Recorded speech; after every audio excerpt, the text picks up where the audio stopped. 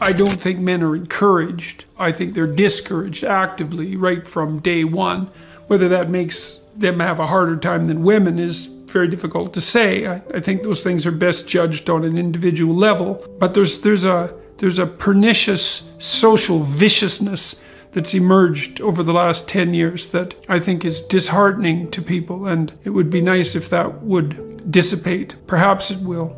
Perhaps people will gain their senses and stop causing unnecessary trouble. I mean, it's not surprising to me to some degree. We have a technical problem. The technical problem fundamentally is that the birth control pill radically altered the relationship between men and women. It turned women into creatures who did not know who they were. And unsurprisingly, because an entire plethora of new options opened up, and it destabilized the relationship between men and women for the same reason. It's not easy to understand the new dynamic that should or could emerge as a consequence of women having voluntary control over their reproduction. I think that we've also compounded that by doing almost nothing but lying to young women, because that's all we do to young women. You know, we tell them that, well, first of all, that career is the most important thing in life. There is no evidence whatsoever that that's true.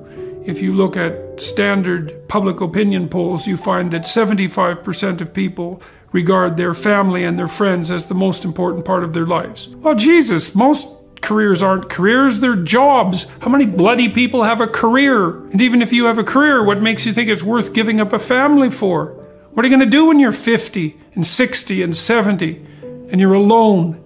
And believe me, there's going to be plenty of people facing that. So it's no solution. And to tell young women that their fundamental orientation in life is going to be a career is a complete lie. It's not only not true conceptually, because that isn't how people are oriented, but it's untrue demographically, because what happens to the vast majority of women, even professional women, is that when they hit their early 30s, they cut back radically on their career. What makes you think that your job is so all-consuming and meaningful? You mostly get paid to do things that you don't want to do, which is why you get paid for them. You know, there's this tiny fraction of people who have hyper-interesting creative careers, and that they're a tremendously tiny proportion of the population. And even those people, it isn't obvious to me, have lives that are better served by their extraordinary careers than they would be served by normative family arrangements. You need people, you need an intimate partner, you need children and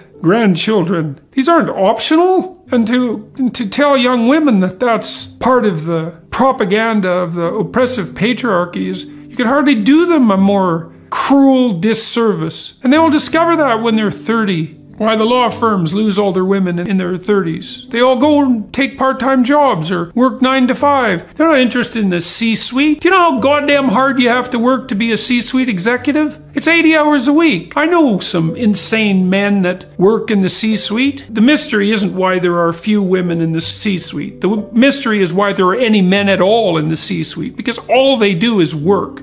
And they have a tremendous amount of responsibility. And you think, well, they have many millions of dollars and they have their yachts and their freedom. And, that's trust fund people or people who are benefiting from unearned oil revenue in the Middle East, the parasitical rich, let's say, who aren't productive. But most of the people who occupy themselves in business have thousands of employees that they're responsible for, and unbelievably heavy responsibilities.